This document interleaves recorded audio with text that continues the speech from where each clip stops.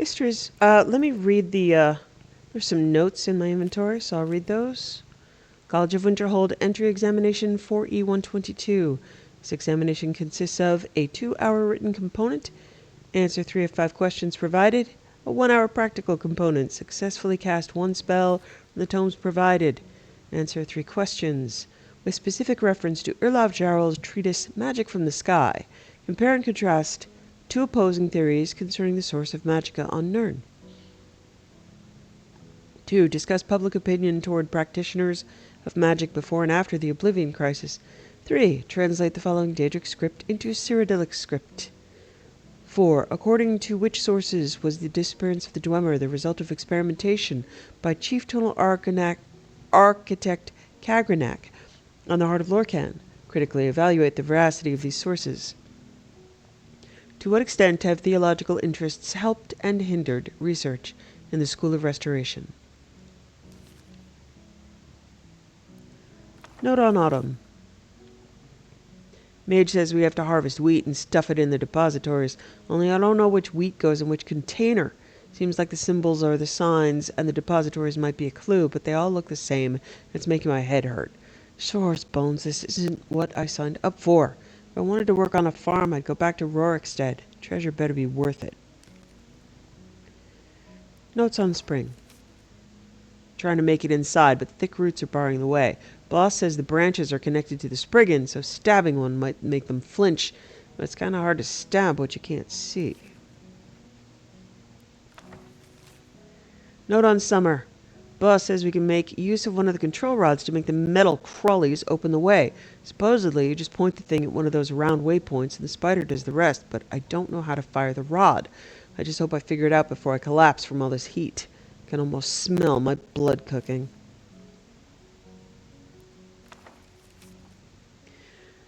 Note on winter. 2 steps into winter and I can't feel my toes.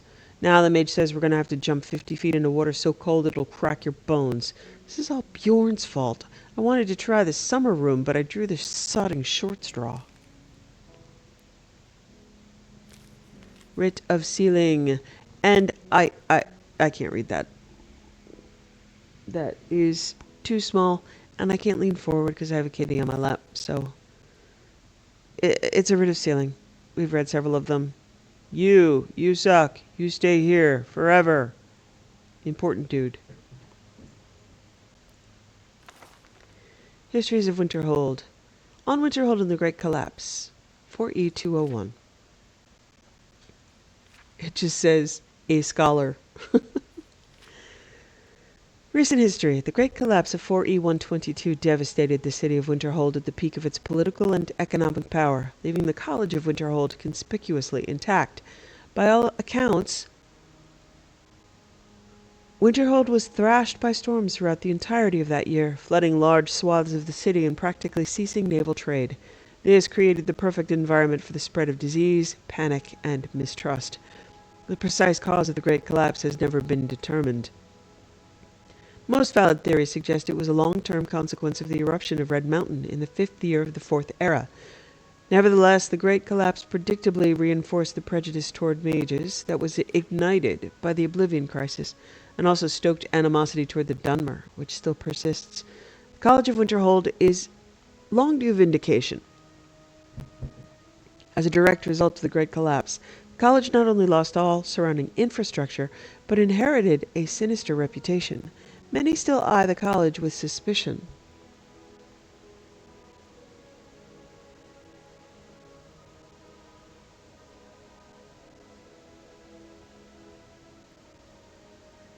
Local and regional prejudices against mages continue to ward off prospective students and coin. Accusers rightly point out the miraculous survival of the college following the Great Collapse. The reasons for our survival are twofold. Geographically, the college was and remains the most elevated structure in Winterhold. Second reason is indeed magical. While it is a fiction that Shalador built Winterhold with a whisper of a spell, it is a fact that the very stones of the college are hallowed, impervious to mere shows of force. Whilst one might concede that the survival of the college was suspicious, exactly what motivates the college might have had to devastate the city of Winterhold has never been described. When pressed, accusers alleged that the college sought independence from church and state interests. However, the College of Winterhold has, infamously, always been free of political and religious oversight. Indeed, the college was lauded as a center of academic excellence, as well as an important source of trade. The relationship was mutually beneficial, as the college profited from the esteemed position of Winterhold within Skyrim. Therefore, in the uncontentious view that cause precedes effects, the tug-of-war narrative does not make sense. Insinuating a power struggle between the college and the city of Winterhold is ignorant at best and misleading at worst. Even if motive existed, the power to manipulate the sea and weather on such a scale has never belonged to any member of the college, not even Shalador himself, nor indeed has magic of such power been demonstrated since the avatar of Akatosh slew Mehrunes Dagon at the closing of the Third Era. Skeptics are free to inquire at the Arcanium, the largest and most extensive magical research library in Skyrim, and find only 3 references to such magic. First is the Thum, or storm voice, wielded by the legendary dragons and tongues of the Merethic era. See below.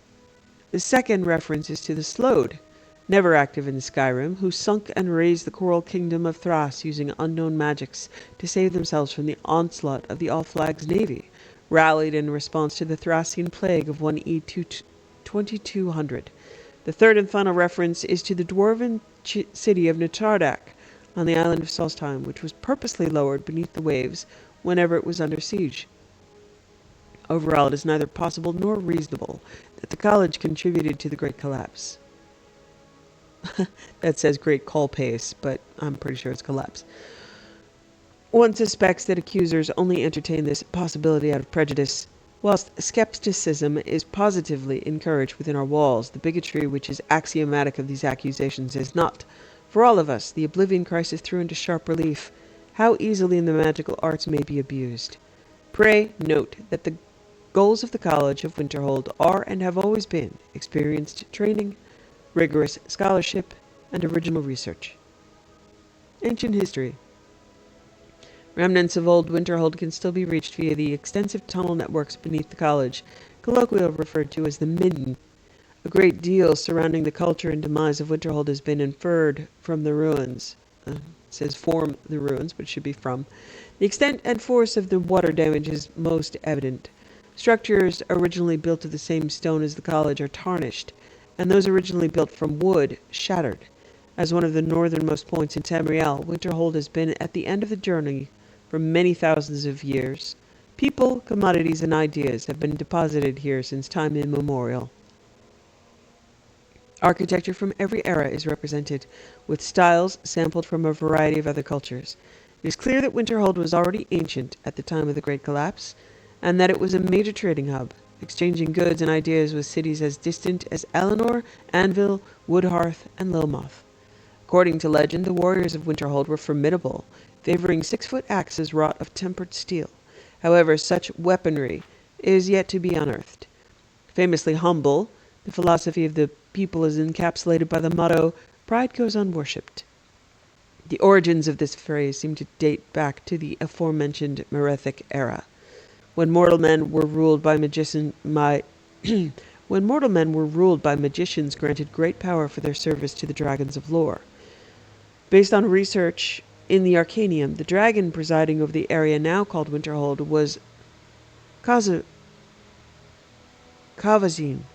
whose burial mound at the Sky Temple ruins north of Winterhold is still largely intact, although empty following the dragon crisis of 4E201.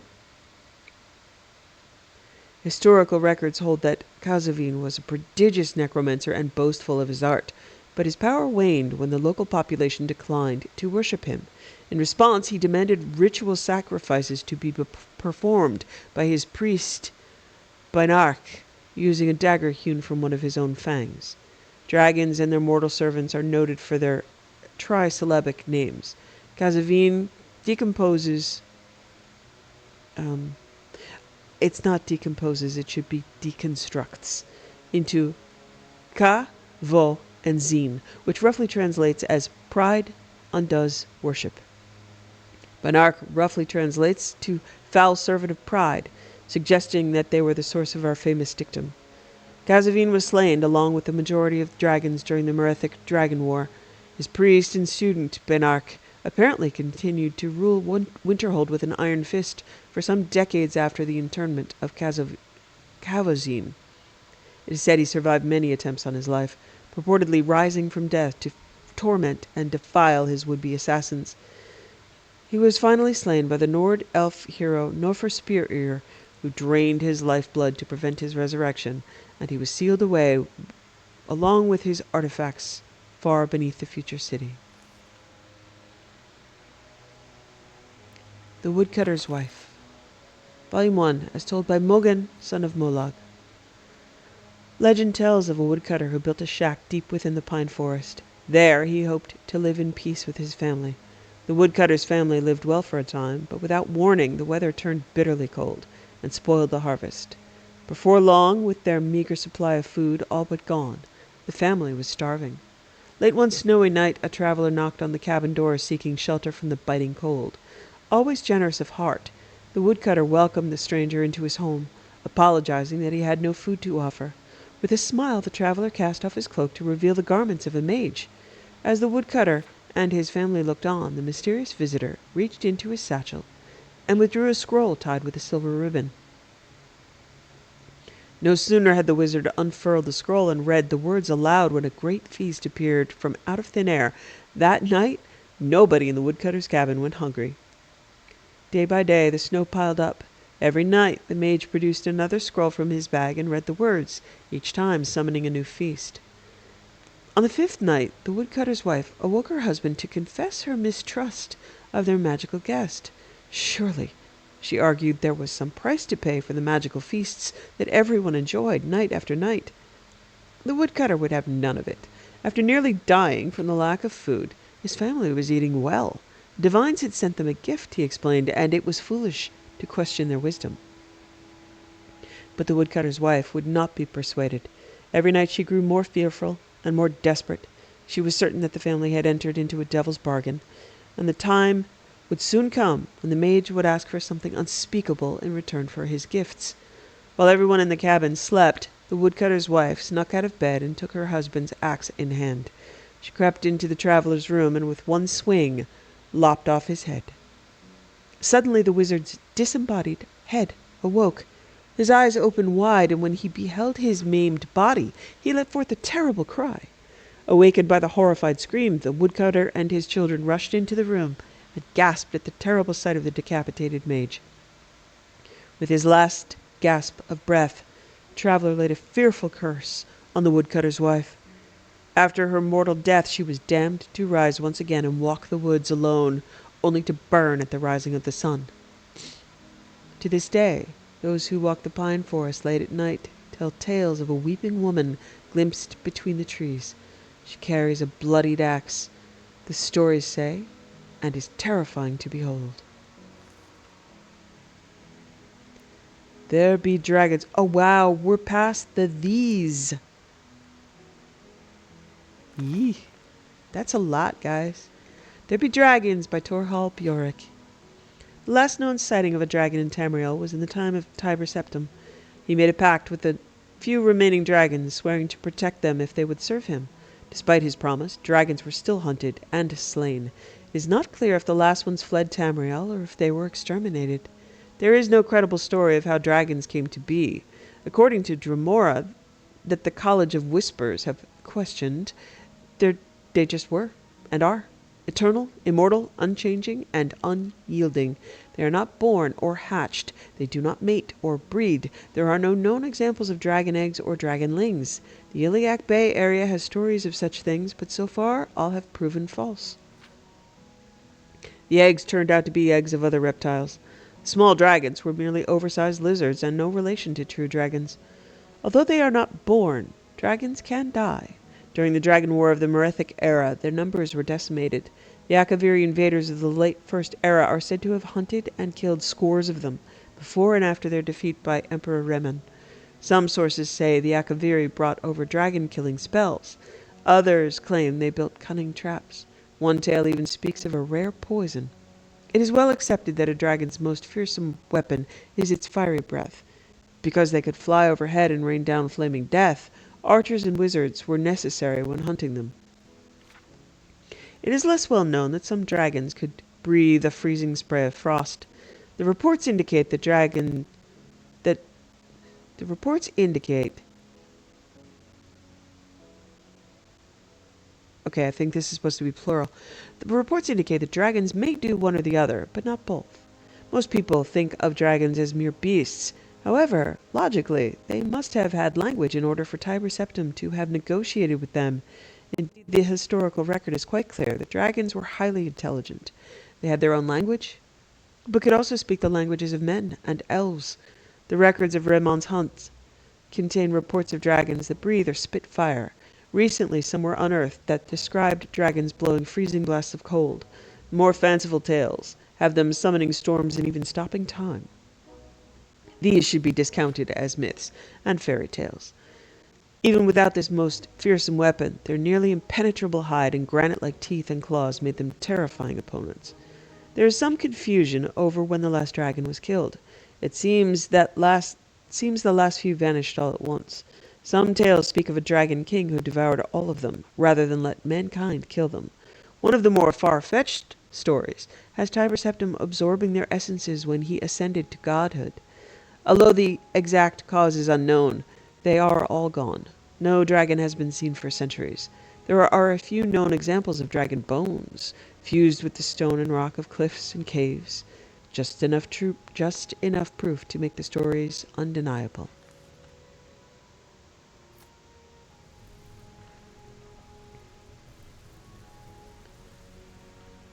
Okay. So, what's next on the list of stuff to do?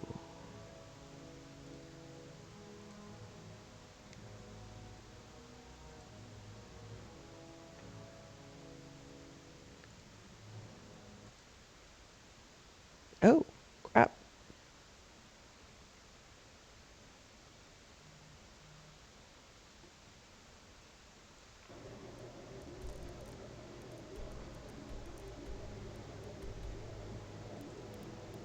Hello, sweetheart. Come on. Good guy. No, you can't have the cord, sweetie. I'm sorry. I know. No, you can't have the keyboard either. No, no, no, no, baby. It's alright.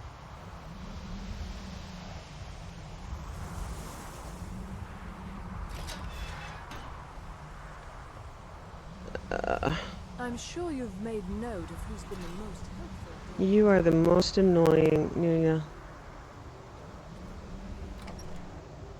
Used to be Ancano. Now it's you.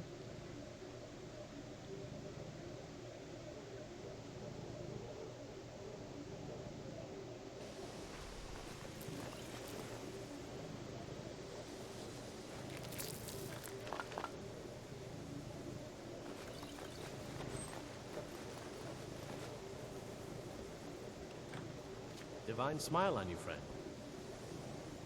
Hey, Dravis. Is everybody awake at 3 There a.m.? are few places where one can pursue my type of work without fear of persecution. What else is there to be learned about conjuration magic? How quickly you've advanced. Most impressive. There are spells yet to be learned. Powerful spells that can more closely and more permanently bind creatures to your will. But there are risks. There are always risks. You must summon and command an unbound remora. Do what now? These spells are difficult, even for one as skilled as I. To even begin to inscribe them, I need something very special. A sigil stone from an Oblivion Gate. I do not have one in my possession, nor do you, I'm sure. Actually, I have a... So we never require mind. a Daedra to retrieve one for us.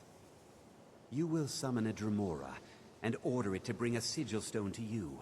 I will then inscribe the spells for you.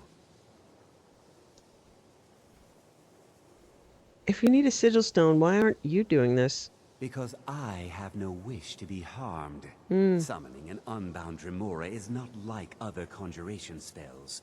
It will not simply do your bidding. You must first prove you are in control. Here is the spell you need. Go to the top of the Hall of Attainment. I have prepared a place for you there. You said something about missing apprentices? Ah, that, yes. The group prior to yours has disappeared entirely. It's possible that there was less than the necessary amount of oversight. That's still being looked into. But we've had no contact with them for quite some time now. Arniel wondered if perhaps they'd somehow managed to get themselves lost in the Outer Realms.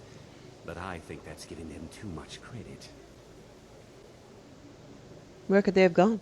I'm not sure. None of them were working on anything terribly I think I've already been dangerous. through this and it doesn't result in a As quest. I recall, Ysra was trying to improve flame cloak spells to better work in Skyrim's harsh environment. Elos Tai was practicing illusion spells. She was having trouble with the calm spells, I believe, but only ever worked with skeevers. And then there's Borvir and Rundi, twins, though they rarely agreed on Yeah, anything. they wanted to brew stuff. Those two boys Yeah. were obsessed with mead, convinced they could concoct something to compete with Hunning Brew. Something about using frost magic to chill the mead for a certain period of time. I felt it was a waste, but the Archmage let them proceed. Okay, yeah, that doesn't lead anywhere. Until next time.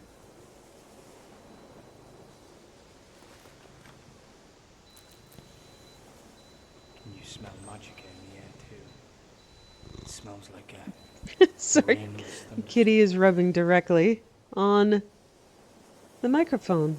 All right, sweetheart. Yeah. Ow. Yay, baby. Oh. He's so cute.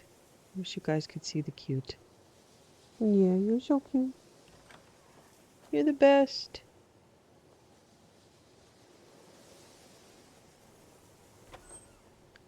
So I'm looking for Finis Gestor, who should also have one of the other quests. Oh my god. Wow. Yeah, this is messed up.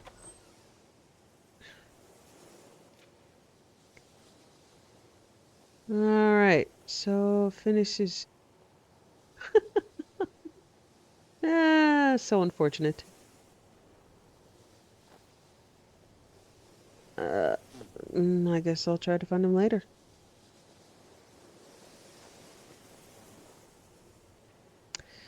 And while we're here, we'll just do the conjuration ritual.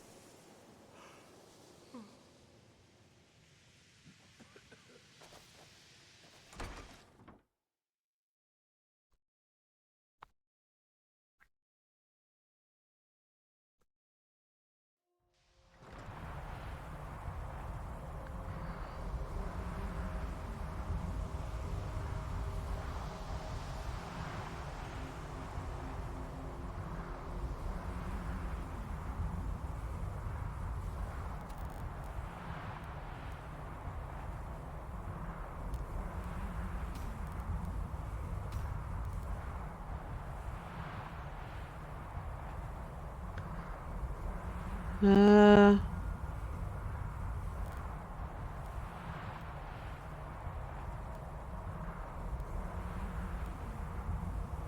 assuming it's Command Daedra. Let's see. Summoning some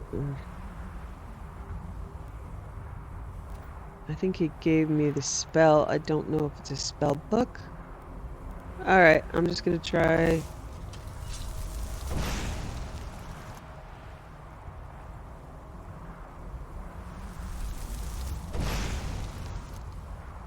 Okay. What am I doing wrong?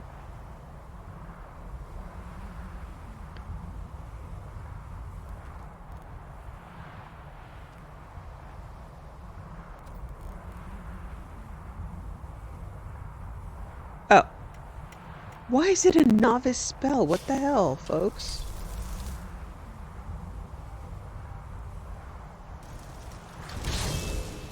You dare bring me here! You must be punished!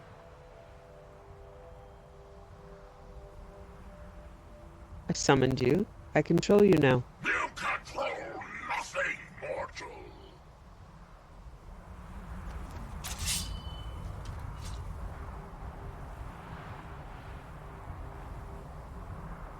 Um.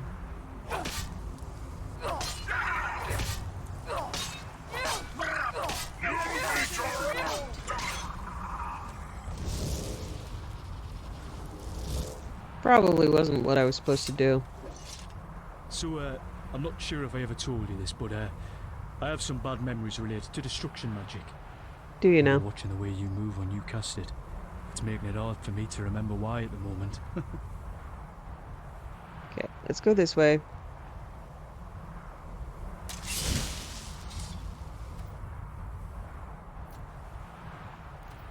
Alright. Try that again. Say something else.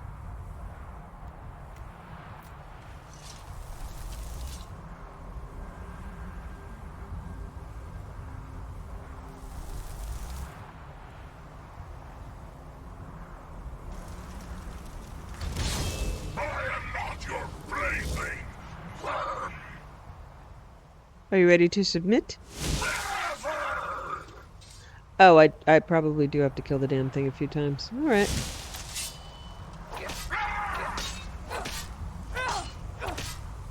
You need your You can go to hell.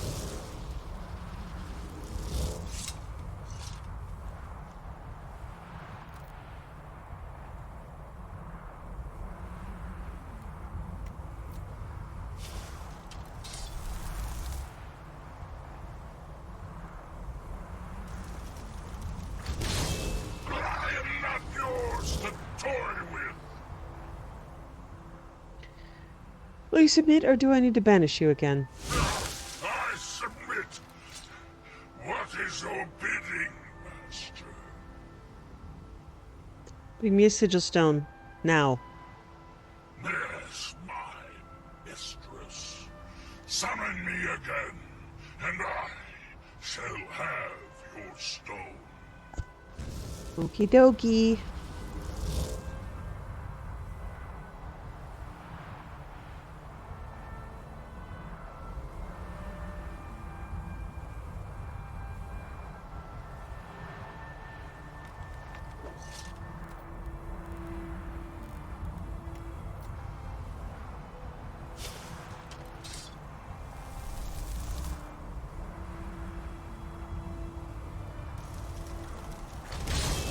Your sigil stone, Lord Dagon, is less than pleased at its loss. Pretty happy with Lord Dagon being less than pleased with anything. Sigil stone, Okay. Lord Dagon, is less than pleased at its loss.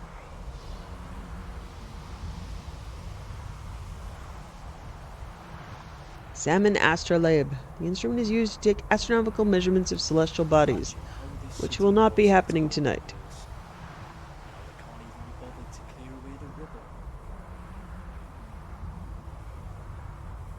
rubble. Okay, buddy. Sigil stone, Yeah, thank you. Enjoy your evening.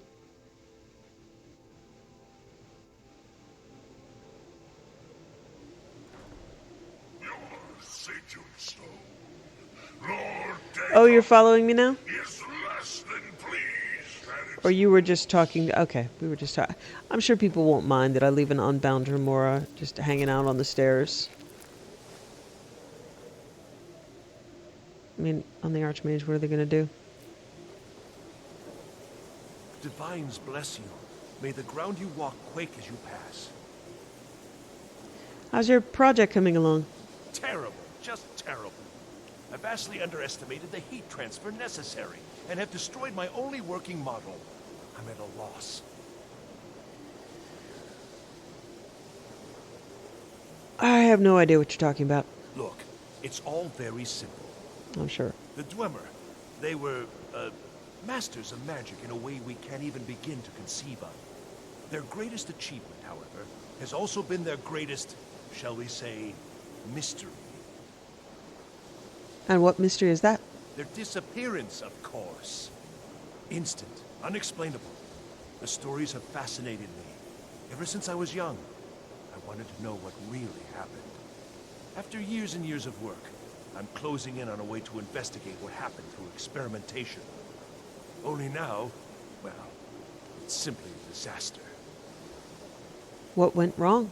Without boring you with the details, I I'm like attempting details. to recreate the circumstances of the event. The dwarves were very clever, tapping into and drawing power from the heart of Lorcan itself. Lacking the heart of the dead god myself, I was attempting to substitute a rather specific soul gem, the one you helped me acquire. And that won't work? Well, yes, I mean, no. That is, it might, but I'm not completely sure. I'm no tonal architect. I've only read their writings, scraps really. The soul gem by itself isn't enough, you see. It needs to be altered, purified. The dwarves had machines for this sort of thing. I've attempted to build my own, based on designs and using parts you helped to provide. My very own dwarven convector. It worked, but not fully. And the device was destroyed in the process. Can you build another? No, no, no! I'm too close now. Can't take the time. Though, perhaps there's another option. I may require further assistance from you. What do you want me to do? Well, yes. The designs for my convector were based on real dwarven machines, so there may still be some in existence. I'd go looking myself, but yes, there are calculations to double and triple check. Many calculations. Perhaps you could seek out these convectors in Skyrim ruins. I could even teach you the spell to heat them.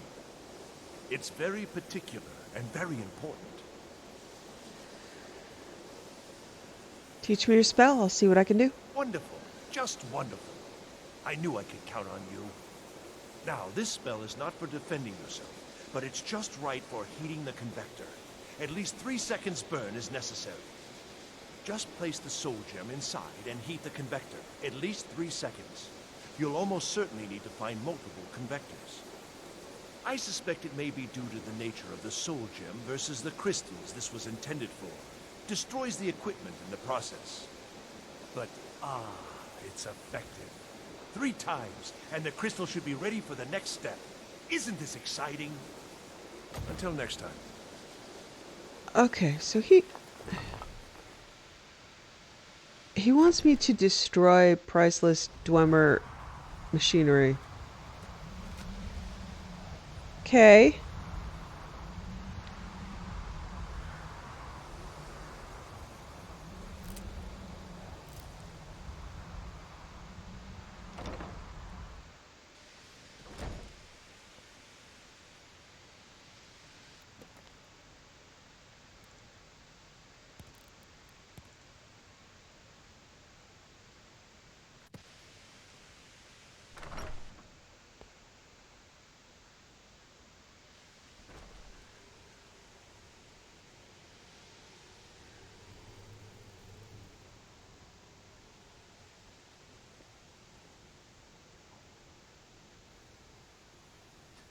Never been asked if I've been in love before. It's got me thinking. I realise whatever this is, it's bigger than anything I've felt before. The Eye of Magnus, here but lost. Slipped through our grasp. Oh, what we might have learned. Is there any college business I can assist with? There may be a matter in which your skills could be useful. The various points of focus for magic energies around the college have become polluted and need cleansing. I think this is, okay. Alright, those are radiant. I see. Yeah, he's just gonna give me the gloves and All right, have then. me cleanse the spots again. That's... There are few places where one can pursue my type of work without fear of persecution. I have your sigil stone. Mine? Oh, no. The stone is yours. I simply need to borrow it for a moment. Now, let's see what there is to see. Was there something specific you needed? I'm positive whatever I require will be revealed to me on its own in due time.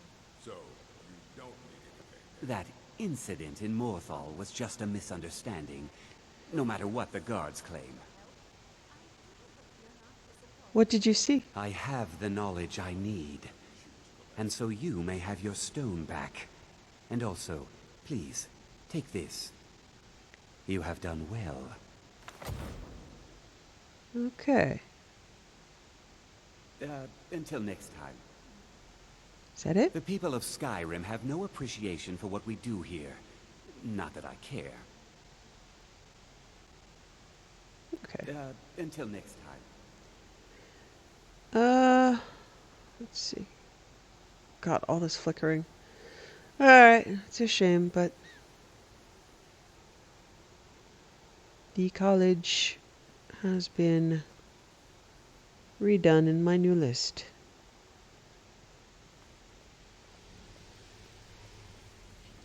Travis. Okay, Urag. Where'd you go? I heard you guys talking. Don't make me do the stairs again. Okay, you guys are eating lunch, yes? Up here somewhere? No, you were talking and now you're gone, right?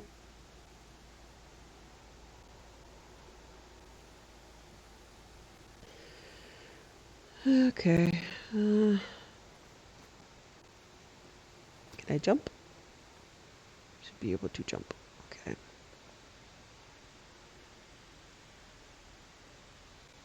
Yeah, it's 9 a.m. You guys in a corner?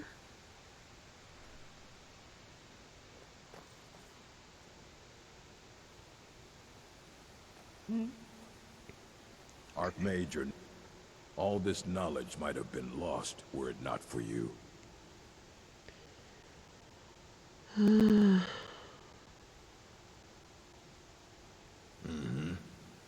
Okay. All right. I don't care if you wrote it yourself. If you want a book from me,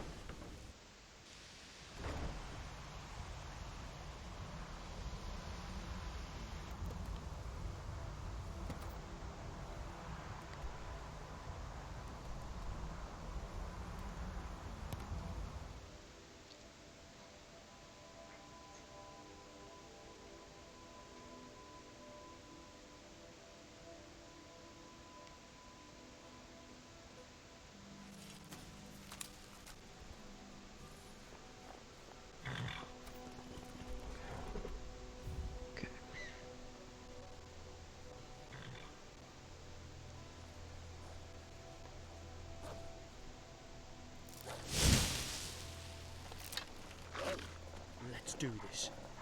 And you fuck right off.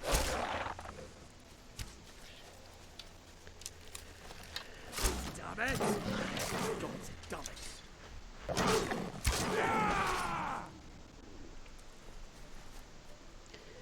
Eric, why are you naked, baby?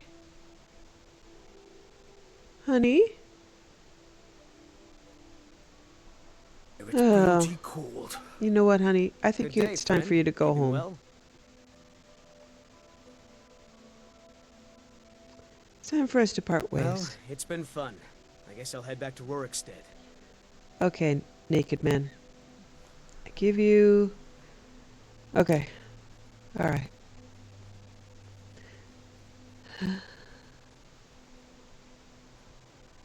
Okay. That was quite a bit unexplored out here. The way you...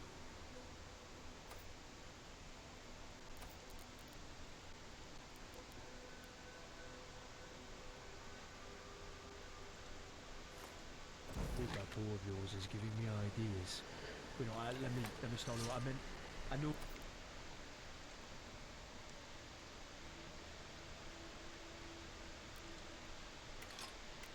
Trick or two that will improve your grip. Yeah, that really feel like it improved much from the first one.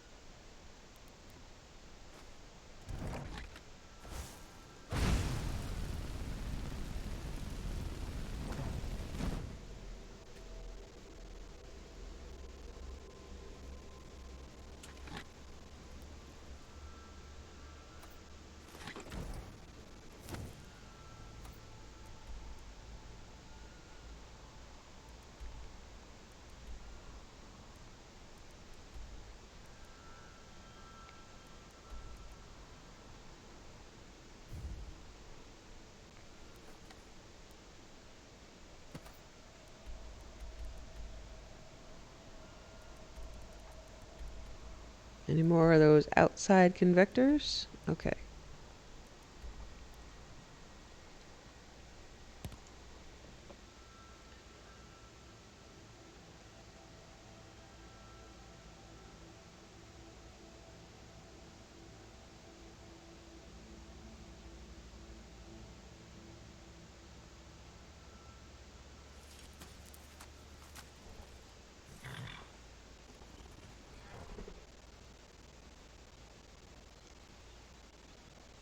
Do you moonlight as a flower seller, or do you just like picking every flower you see? Oh, hey.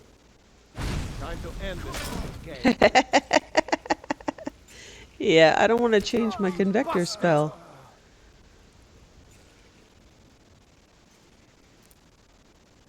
Ooh. Badly patched seasons.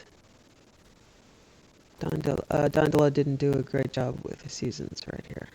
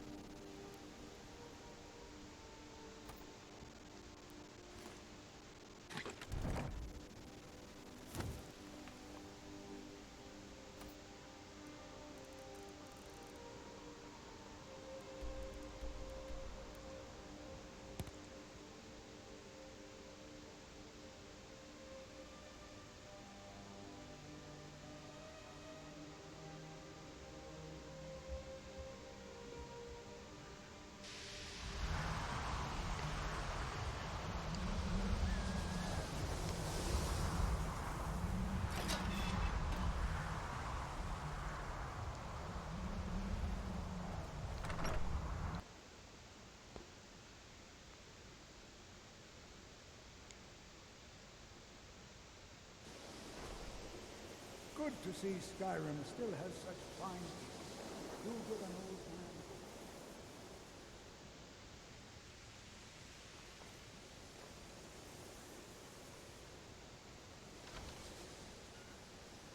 Seriously, where'd you go, buddy? Rude. Ugh. Divine smile on your friend. Enchanting services are one of the few things. He's such an asshole. He keeps talking about them and then saying I'm he sure can't do you've it. made note of who's been the most helpful during your time here, Archmage. Go away.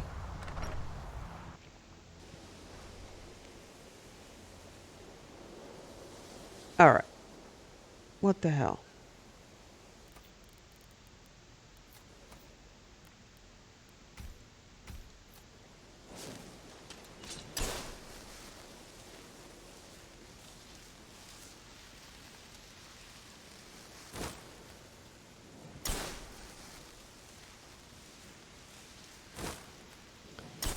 Why? As much as I didn't care for magic, there's definitely no denying something about you that always matters. Divines bless you. May the ground you walk quake. Perhaps we can go another few decades without a disaster. That would be nice. I approve. I have your gem. It worked then. Let me see. Goodness, that's it, isn't it? Yes. It's not perfect, but it's a close enough approximation that it should certainly suffice for initial tests. You've done excellent work here. Truly excellent. There's only one thing missing now, and that should be arriving shortly. I'll begin preparations.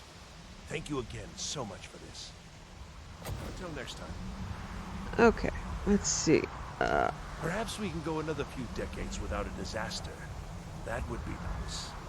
I'm working on some very important research. Okay, I think that's... Let's see.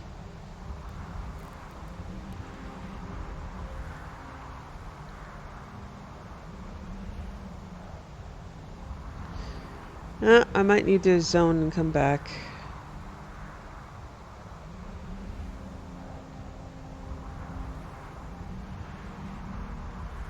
Huh. Okay, let me see. And let me speak to Colette.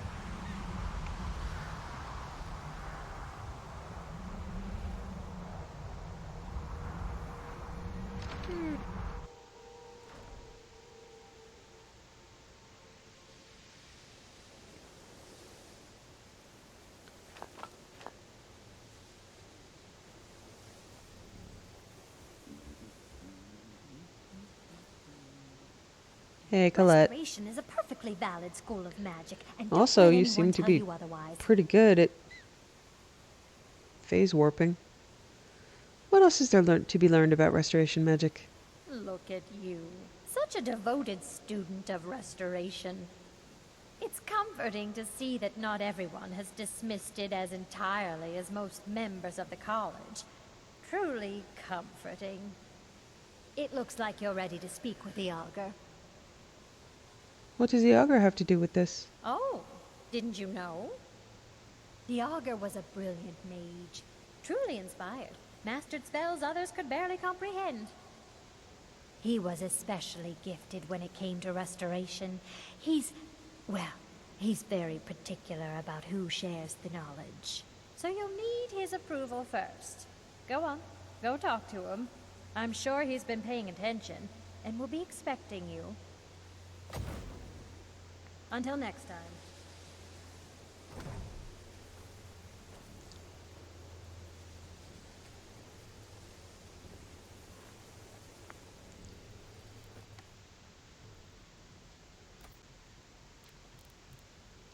Thief of Virtue.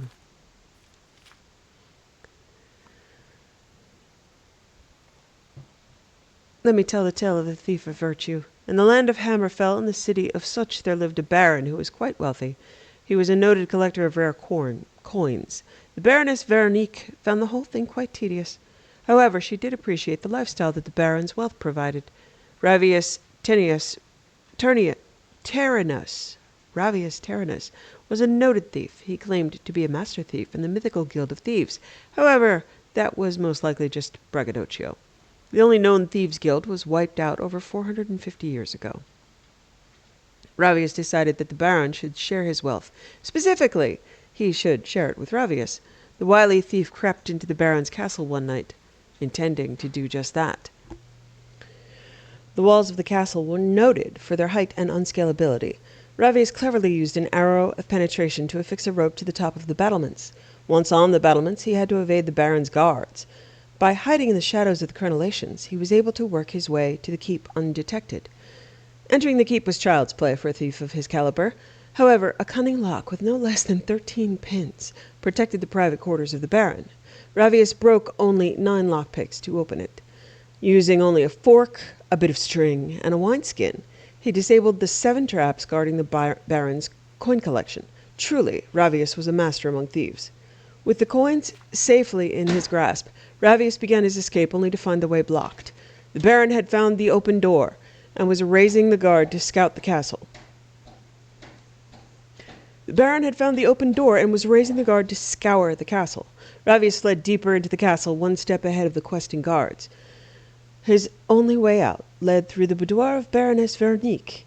He entered to find the lady preparing for bed. Now, it should be said at this point that Ravius was noted for his handsome looks, while the Baroness was noted for her plainness. Both of these facts were immediately recognized by each of the pair. "Dost thou come to plunder my virtue?" asked the lady, all a-tremble. "Nay, fair lady," Ravius said, thinking quickly. "Plunder be a harsh term to apply upon such a delicate flower as your virtue. I see thou hast made off with mine husband's precious coins." Ravius looked deeply into her eyes and saw the only path by which he would escape this night with his life. It would require a double sacrifice. "Though these coins are of rarest value, I've now found a treasure that is beyond all value," Ravius said smoothly. "Tell me, O beauteous one, why dost thy husband set 7 deadly traps around those tawdry coins, but only a simple lock upon the door of his virtuous wife?" "Igneus protects those things that are dearest to him," Veronique replied. I would give all the gold in my possession to spend but a moment basking in your radiance."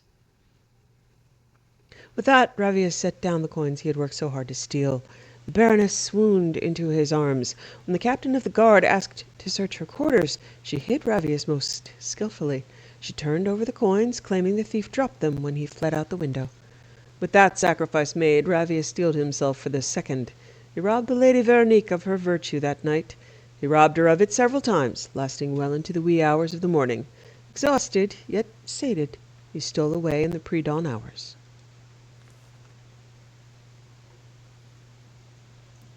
Thirsk, a revised history. In the bank of Lake Fjelding stands Thirsk, a grand mead hall that serves as the home and center of operations for a most valiant clan of Nord warriors. Long ago, a small group of Skal decided to leave the main village and free themselves of their brethren's strict adherence to nature worship. They sought to live life as their ancestors had in Skyrim, free to kill what they wanted when they wanted, free to worship in any manner they chose. The group braved the harsh weather and traveled south toward Lake Fjelding, where they found the perfect location for a new settlement. There they decided to construct a grand mead hall that would serve as their new home and hunting lodge. After several months of building, the companions had completed the task and named the mead hall Thirsk. The settlers looked upon all they had accomplished and were truly proud of their accomplishment. But their happiness was short-lived, and the settlers soon learned that not everyone celebrated the construction of Thirsk. As the mead hall was being erected, so too was the noise and commotion of construction disturbing an ancient creature that lay dormant under the ice. It was a tragic twist of irony, therefore, that as the last beam of the great hall was nailed in place, the slumbering beast did finally awake. His ancient name was the Udirfrikit, although the settlers knew him only as Death. The Udirfrikit came to the newly completed mead hall and wreaked vengeance upon those who had shattered the peace of his long, cold sleep. He killed without warning, without mercy, reducing the Thirsk Nords to half their number. It was the valiant sorcerer Eldred Icelight who finally drove the beast back to his lair beneath the frozen lake, and used his magicka to seal the entrance with a great wall of ice. The horror was over, but the price was great. It took the settlers 2 months to fix the damage done by the Udirfrikit, and with so many strong hands now gone, it was slow and tedious work. Finally, Thirsk stood tall and proud once more. But even though the settlers had worked together to construct the mead hall and drive away the threat of the Udirfrikit, tensions, it sounds like parakeet, it's got to be different. Udirfrikt? Probably won't have to read it several times now. Tensions quickly grew over who would serve as their leader. Most of the men considered Hrothmund the Red their de facto chieftain, as he was the strongest and most capable of the lot. But one warrior, Drangen Bronzehelm, disagreed. He thought himself most capable to rule over Thirsk and loudly voiced his opposition to Hrothmund. Knowing that conflict and discord would only serve to destroy the new life that they had worked so hard to create, Hrothmund the Red exercised his only true option. He swung his great axe and beheaded Drangen Bronzehelm where he stood. The Nords appreciated that more than anything. The Nords appreciated more than anything a warrior's prowess in battle, and Dranger's slaying proved to them that Hrothmund was indeed most worthy to be Thirsk's chieftain. Except that wasn't battle. Battle is declared. Oh, Nords, you are so drunk. So that the other Nords would never forget he had proven his right to lead, Hrothmund placed Dranger's head on a pedestal in the center of Thirsk's main hall, for all to see. And so began Thirsk's most time-honored tradition. Any warrior, regardless of race or sex, could claim leadership of the mead hall by displaying the most impressive battle trophy on the great hall's pedestal. So long as the spirit of Hrothmund the Red consented, that warrior would be named chieftain. Hrothmund's bane. For 21 years, Hrothmund the Red ruled over Thirsk and its residents as chieftain. With his soft voice and great axe, Hrothmund brought peace and prosperity to Thirsk. But peace proved to be Hrothmund's undoing. For the mighty Nord grew restless in the warmth and safety of the mead hall. He longed for battle and adventure, to feel the frost in his veins once more, and could ignore the call of valor no longer. That's not valor. That's permanent teenagerhood. When word spread of a giant, bloodthirsty white wolf terrorizing travelers in the Mosring Mountains, Hrothmund took up his great axe and set out to defeat the beast alone. The men of the mountains named him Onjage, the fell wolf. The beast measured as large as an ox, with fur as white as new-fallen snow, and it was said no man or woman alive could bring Onjage down. The words of the mountain folk proved true, for while Hrothmund did hew one leg from the fell wolf, Onjage devoured the mighty Nord whole, leaving only his great axe as a grim reminder of man's failure against beast. Filled with sorrow and rage, the residents of Thirsk marched to the mountains in search of the wolf, called by them Hrothmund's bane.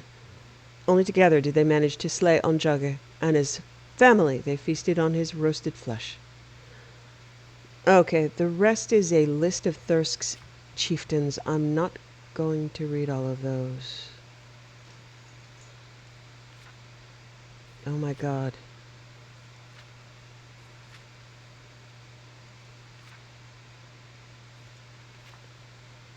Okay.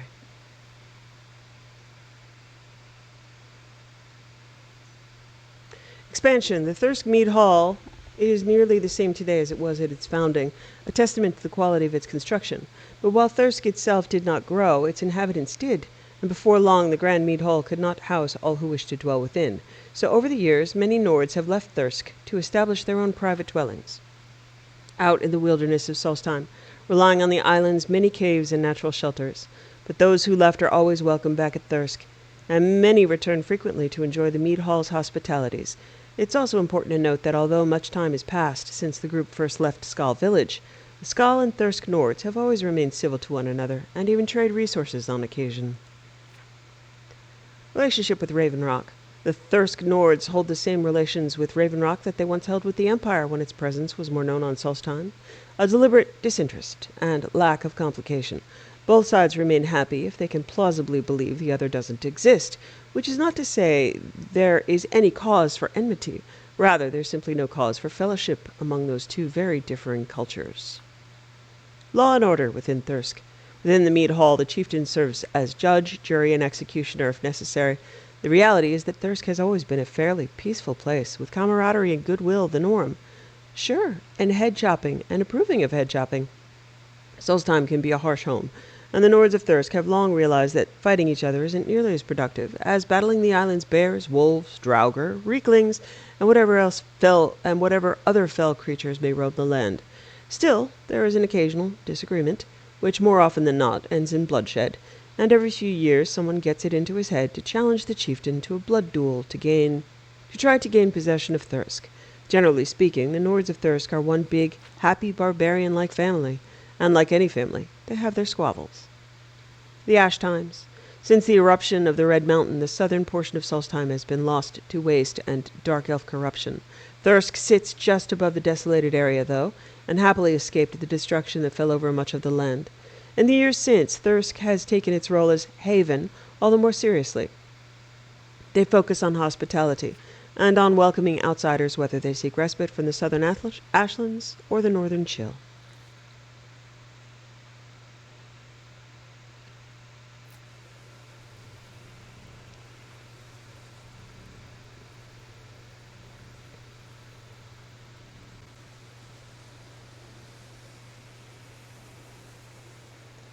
Why can't I move?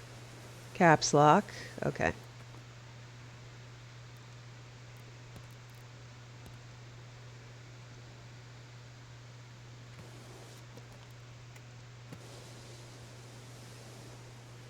We're off to see the ogre.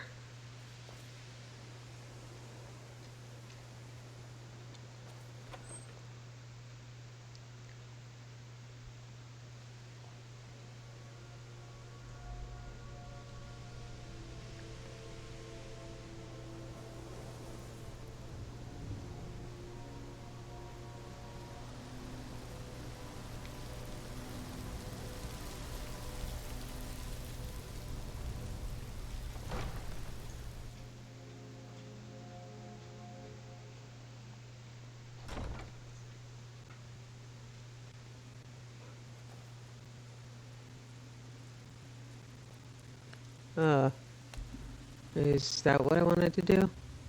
I don't think so.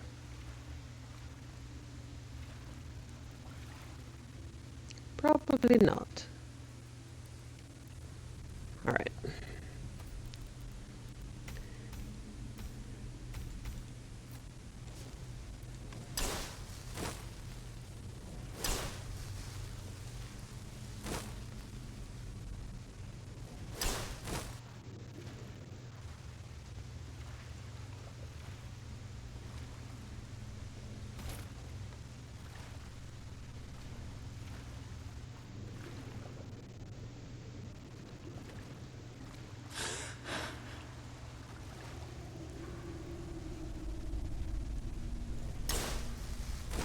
Well, you want me to go up. Okay, so I shouldn't have jumped down. I'm gonna clip back up because none of this is really interesting to me, so.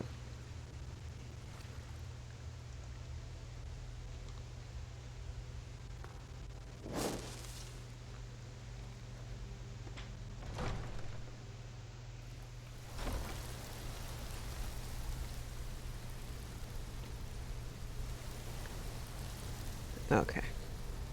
Not up there, down here.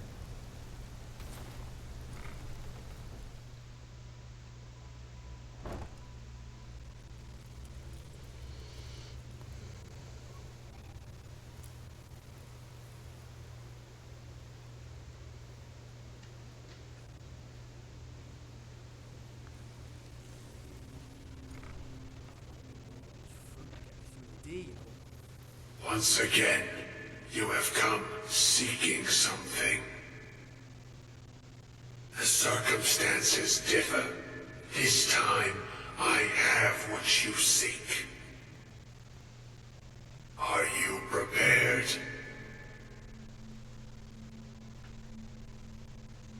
I'm ready for anything. Arrogance will serve you poorly. Your worth must be determined before knowledge can be bestowed upon you. And so, you shall be tested. You will rely on your skill as a mage, not on your belongings, not on your scrolls and potions, only what lies within.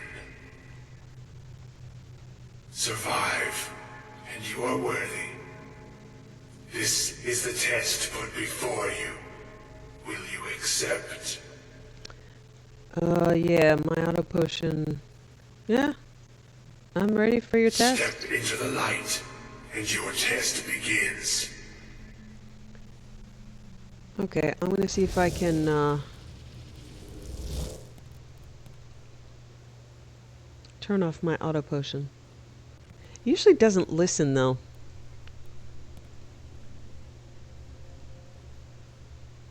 Okay.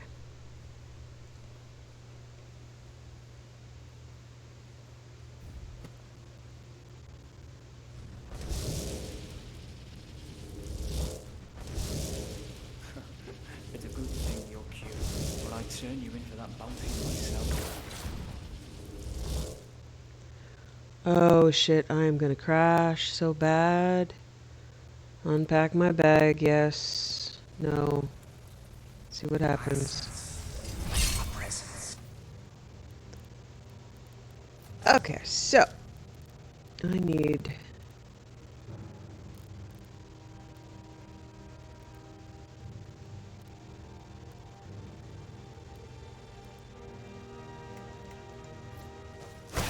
Come in and do your worst.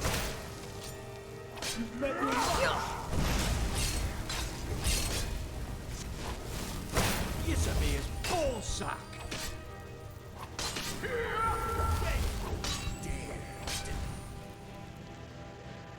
okay, that's fun to good. Destruction spell.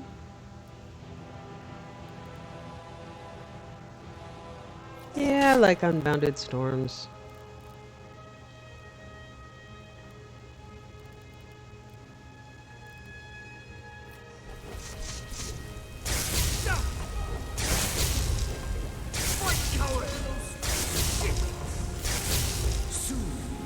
Okay, what? Why? Why aren't you taking any damage? I'm ending this right now! That's unfortunate.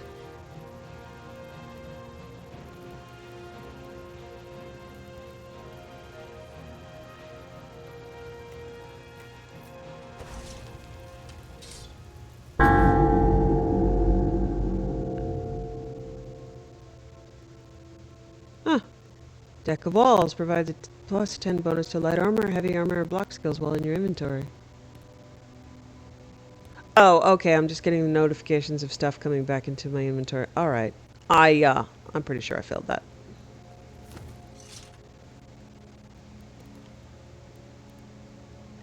Oh, wow, I did it? Kaidan did it. Oh, don't tempt me, my love. Okay. Passed the Augure's test. I've been granted the Bane of the Undead spell. Well, I fumbled through that shit.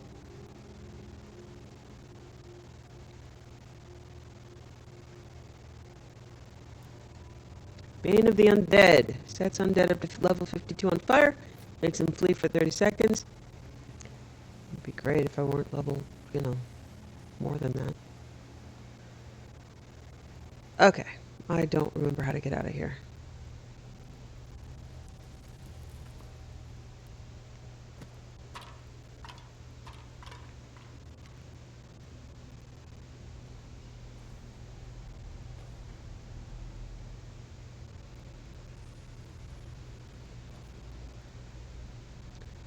Activate relic. What?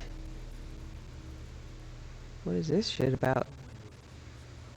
But I wouldn't mind if you turned around and let me see that beautiful smile of yours too sometime, yeah? No, first I'm gonna save. Okay.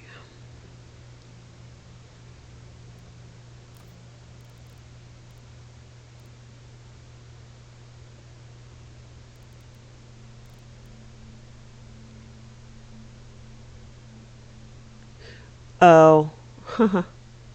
Okay. Yep, everything that was in containers is no longer in containers. Everything that was in tools. Ugh, so frustrating. Okay.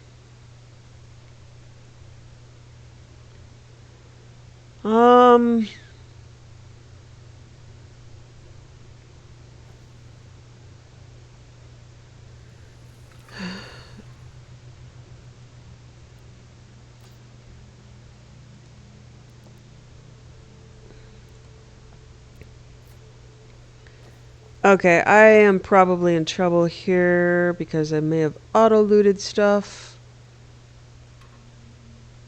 So the lost family chest appears to be empty.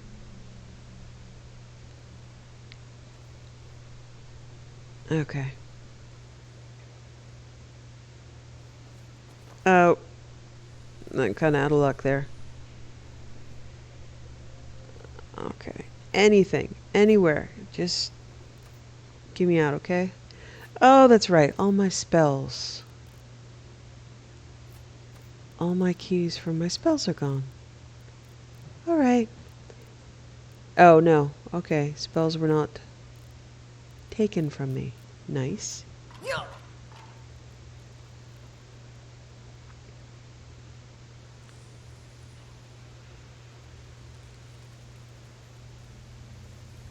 Some of these should lead back up. Oh, and I'm right back at the auger.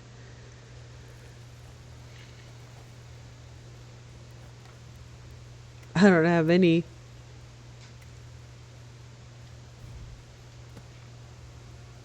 Okay, I'm gonna port out of here.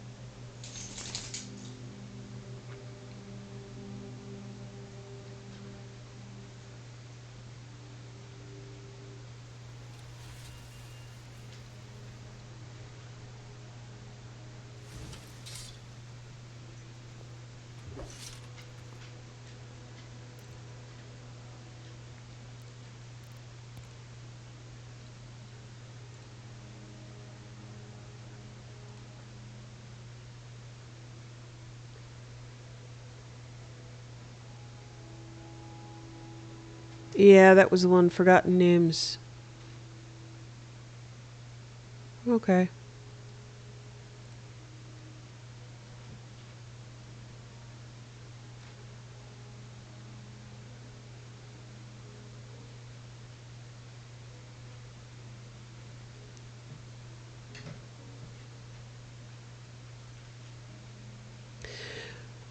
Okay,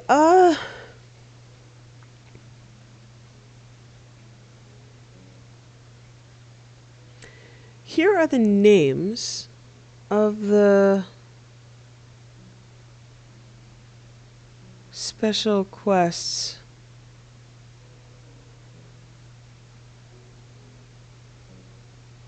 Okay. That might be a way to advance. So let's see. Caravan Fence Quest. Let me see if I can start it.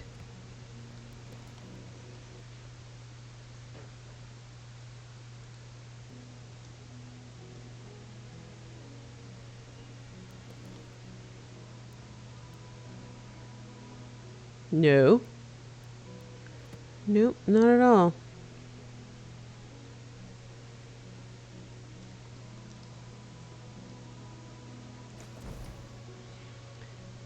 Okay. Cool. All right. Deliver moon sugar to Risad. All right, let's see. We might be able to fix this yet.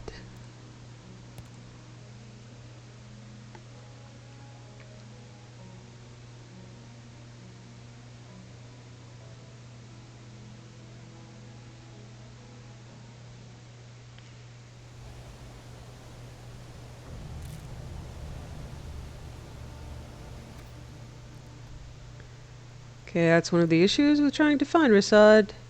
Once you get wherever... Okay, yeah. He's all over the place. By the time we get to Granite Hill, he'll probably be in Whiterun.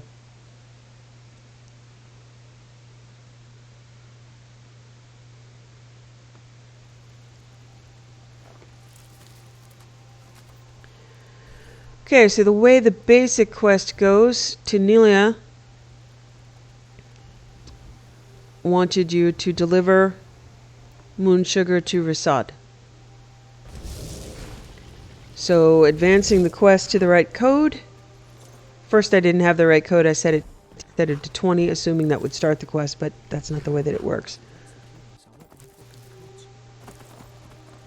So advancing it gave us the moon sugar satchel.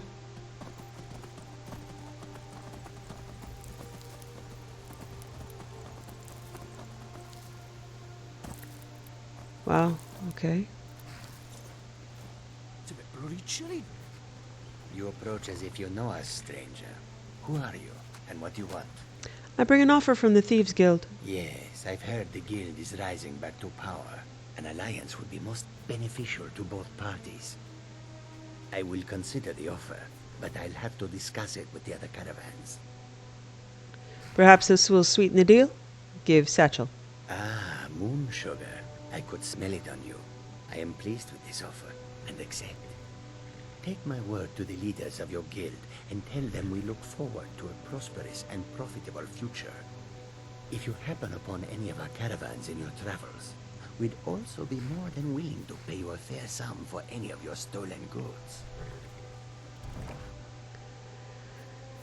Okay, Give cool. my regards to Tonilia. Tell her I'll contact her. Alright, I'm going to return to Tenilia, see how that goes. Alright, thank you, completionist.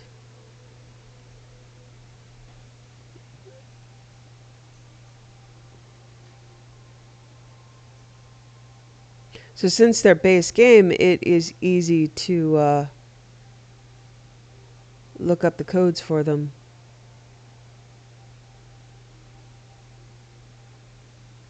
Alright, I might be able to get this done.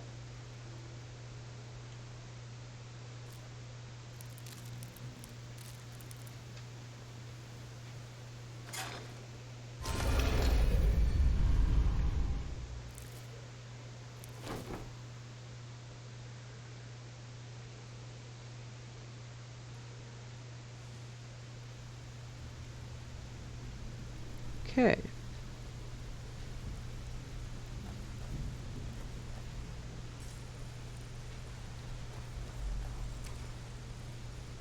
Things are looking up around here, lass.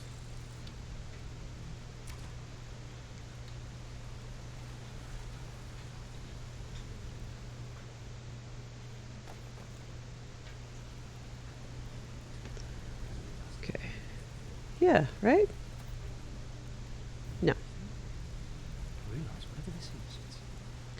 No, what the? Follow the green arrow, sweetheart. Right, green arrow.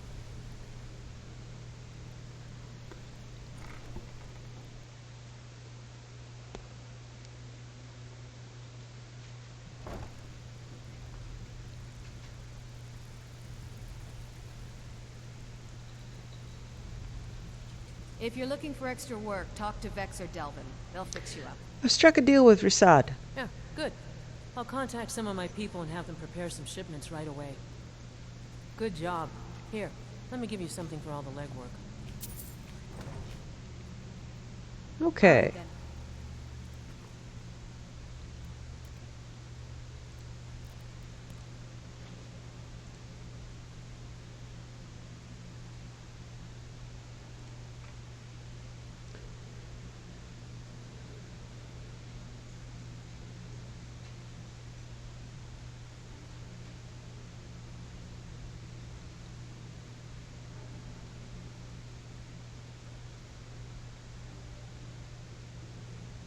Okay, silver lining.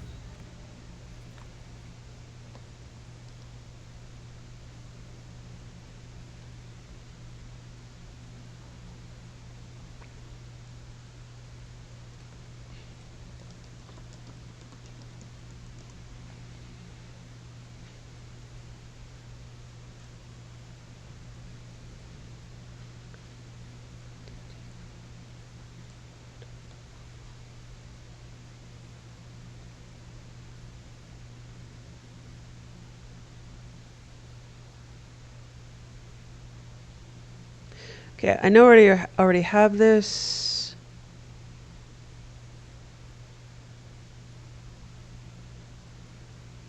Let's see if it's in my inventory.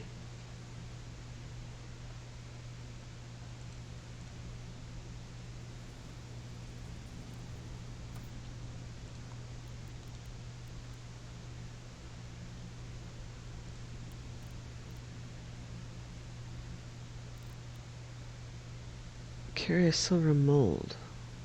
That might be it. I'm not sure.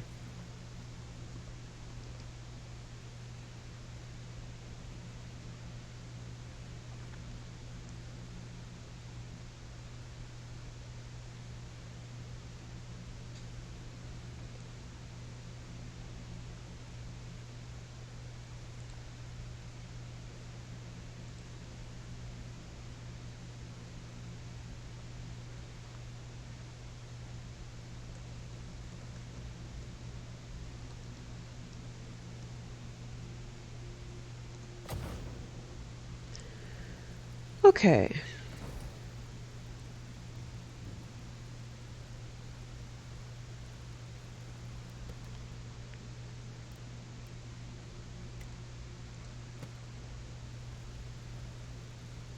Even if you're one of us, you better not make trouble. Okay, it appears to be broken because I already have the mold. It's not giving me a listing. I'm just going to advance it all the way to 200.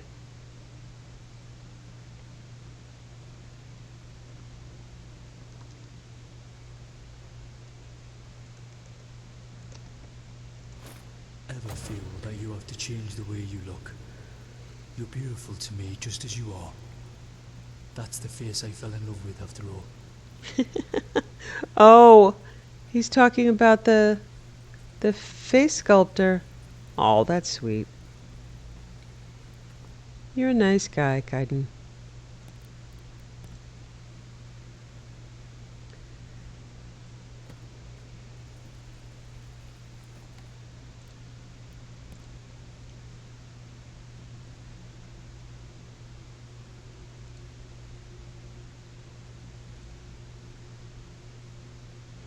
Okay, Litany of Larceny is just doing extra quests. Okay.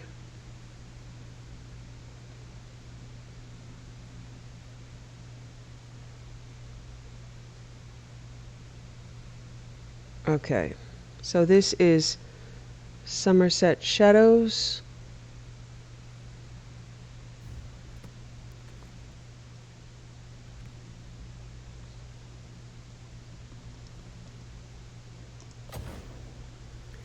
All right.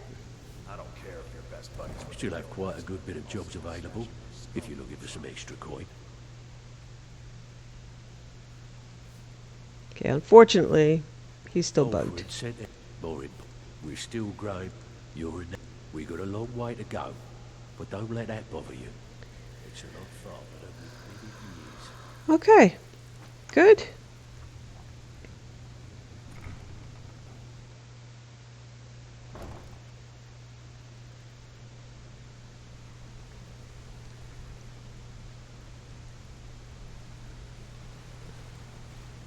Good to see you, lass. How are things? Why is there no... Oh man, it's still all empty in here. Well, that's a bummer.